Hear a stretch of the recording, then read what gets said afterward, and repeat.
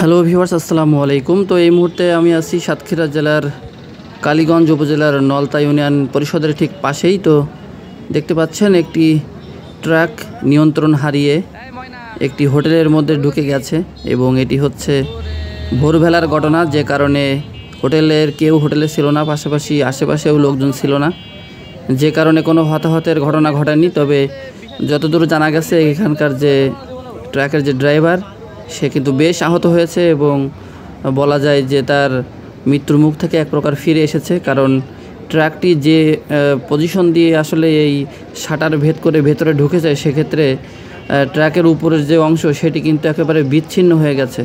আমরা জানি ট্রাকের সামনের যে অংশ সেই অংশে কিন্তু বেশ উঁচু একটা অংশ থাকে, তো সেটি একেবারে বিচ্ছিন্ন হয়ে নিচের অংশটা কিন্তু শাটার ভেদ করে একেবারে ছাদের নিচ দিয়ে ঢুকে গেছে এবং যে কারণে ড্রাইভার সহ ট্রাকে যারা ছিলেন তাদের কিন্তু লাইফ রিস্ক হয়ে গেছিলো এবং সেক্ষেত্রে হতাহতের ঘটনা ঘটেনি, এটাই হচ্ছে সবচেয়ে বড় কথা।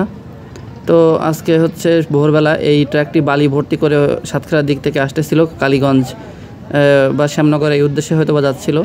তো এই স্থানটি হচ্ছে সাতক্ষীরা টু শ্যামনগর যে হাইওয়ে, সেই হাইওয়ের একেবারে পাশে নলতা বাজারে।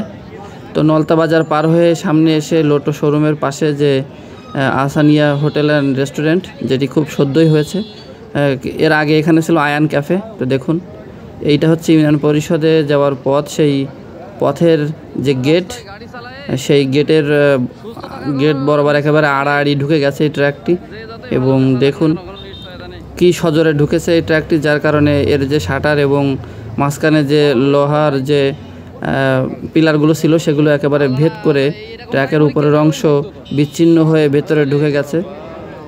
তো আসলে এই ঘটনা থেকে একটি বিষয় প্রতীয়মান যে আসলে দুর্ঘটনা বলে কয়ে আসে না, কারণ আজ যদি এখানে একজন লোক থাকতো তারা কিন্তু প্রাণ হারানো ছাড়া আর কোনো বিকল্প পথ ছিল না। কারণ ট্র্যাকের সামনের যে অংশ দেখুন ভেঙে একেবারে ট্র্যাকের পিছনে এসে পড়েছে, কি জোরে এটি আঘাত করেছে।